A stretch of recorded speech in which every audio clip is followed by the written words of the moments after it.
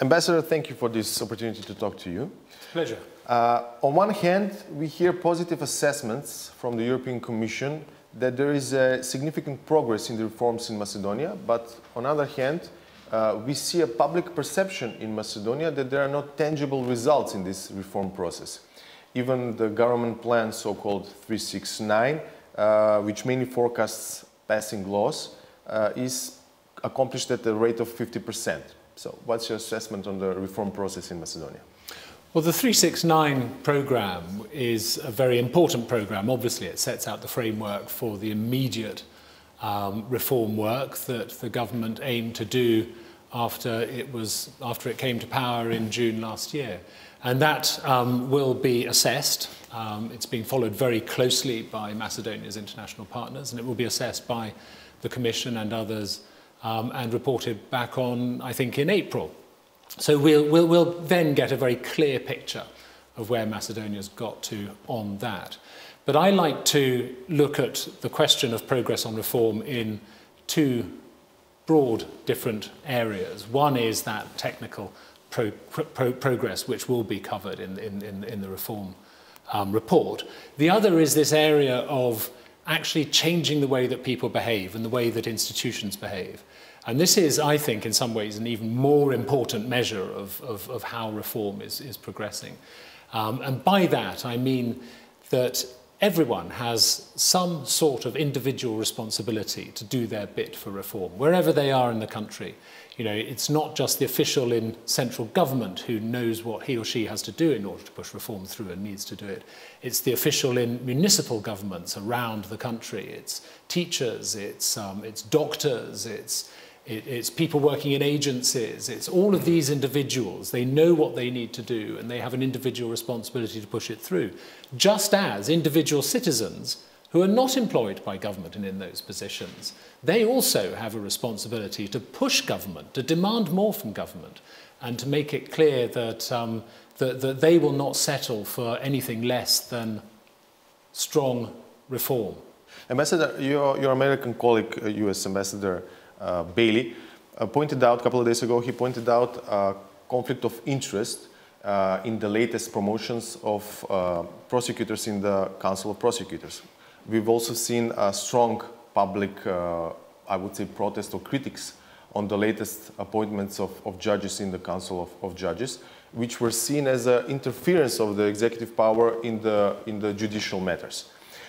Is the part of guilt about what happens in the judiciary, I would call it a sunflower effect among the judges, also lies with the international community who didn't and does not agree with personal changes in the Council of Judges, which by some, or maybe I would say all of the relevant reports of international organization, is pointed out as the core of the problem in the judiciary in Macedonia. Right, well, I'm glad you've asked me this question, because I've always said, always believed that the judicial system and the associated systems, the prosecutorial system and so on that goes with it, are absolutely the fundament, the foundation stone of strong democracy and rule of law. And so getting this piece right is really crucial if Macedonia is going to make real progress towards pushing back state capture and establishing rule of law. And it's a very good example of what I was talking about a little earlier, that, you know, this is about individual responsibility.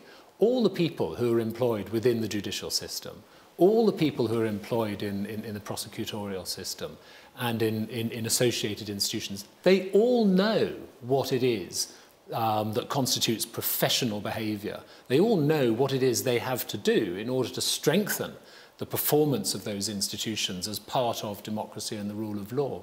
So that's where individual responsibility really comes in. And if each individual can do that, then as a whole, those institutions can really begin to claim back some of the trust that they've lost from the government, from the people. For several weeks, nothing significant is happening in the parliament, which is partly due to the blockade of VMRO-DPMNE because of the loan languages. We've seen last night that there is no agreement between Prime Minister Zaev and the leader of opposition concerning this issue. Where do you see the exit from this situation? It's very difficult to be precise about where the exit will come from. It's a good thing that, that party leaders are talking to each other, because it's only through dialogue that you can move towards that point where exit will happen. And I hope that that can happen as soon as possible, because a parliament functioning without an opposition is not really functioning at all. It's a bit like a bicycle with one wheel, actually. It's sort of, it doesn't get anywhere. And the opposition, I mean, it's been said many times before, but it's worth repeating. The opposition and the way it functions is an absolutely key bit of providing democracy in a country like Macedonia. An opposition, after all, can improve legislation by testing it. It has an incredibly important function to carry out with oversight, to make sure that legislation is properly applied when it becomes law. It has a really important role to play in holding a government to account, asking the government really difficult questions about why reform isn't happening in this area, about why that government official did what he or she did, asking those difficult questions and really moving the whole institution towards a stronger position. It seems like that the government is putting all its bets on one card, that is the name issue with Greece, which, if it is eventually resolved, would bring NATO membership and start of accession talks with European Union.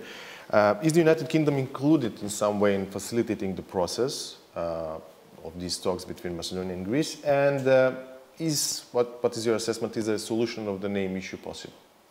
Well, I can understand why so much time and energy is being focused at the moment from government on resolving the name issue. It is, if you find a sustainable resolution as part of a deal between Skopje and Athens, it will be a game-changing moment for Macedonia. It opens up all sorts of new opportunities for the country to move forward. So I completely get that. And the UK very strongly welcomes those efforts that are going forward and would support them absolutely. And we hope that they will reach a positive outcome. And in answer to your last question, yes, absolutely, a resolution is possible. If you don't believe that a resolution is possible, there's no point in trying. What if there is no solution on the name issue ever? What are the perspectives for Macedonia as a country without membership into NATO and the European Union? Well, with all the attention, with all the energy and time and resources that are going into finding an immediate resolution to that, I think that's where the immediate attention has to be focused. It's on finding a resolution to the current conversation. But, you know, if Athens and Skopje between them cannot find a deal to this over the coming months, then, you know, the question doesn't go away. It's still there. It puts Macedonia back in a situation which may or may not be different from how it was over the last 10 or 20 years. But the question of what Macedonia is called and, you know, getting agreement to that among everyone is still going to be there, and it's still going to require attention, and it'll still be a difficult question. It'll still be a sensitive one. It'll still be a very political one, and it'll still require resolution. A bit about the region. United Kingdom is one of the most vocal countries against this so-called malign Russian presence in the Balkans, in the Western Balkans. Last weekend in Skopje, there were two prominent Russian representatives at the event that was organized by a pro-Russian party here in Macedonia called Jedinstvena Makedonia. How much the allegation for Russian influence in the Western Balkans are a real threat for the aspiration of these countries to become members of NATO and the European Union? Well, I mean, my view on this is that, you know, it's not surprising that you get talk about Macedonia's relationship with Russia. I mean, it's entirely normal and entirely right that a country, any country, should look to develop its bilateral relationships with any country where it sees some sort of mutual advantage. And you know, for example, there are commercial ties between Macedonia and Russia, and that should absolutely be strengthened. There are academic ties, there are social ties, all of that sort of thing. But in terms of Macedonia's direction of travel, its geostrategic choices, my starting point on that is public opinion polls, which have over more than 2 decades showed overwhelming support for Macedonia to join NATO. and Macedonia to start negotiations to join the European Union. That, I think, is really the most important factor in this. It's why the government is putting so much energy into it, and it's why that is the direction of travel that Macedonia is taking. Thank you very much. Thank you very much.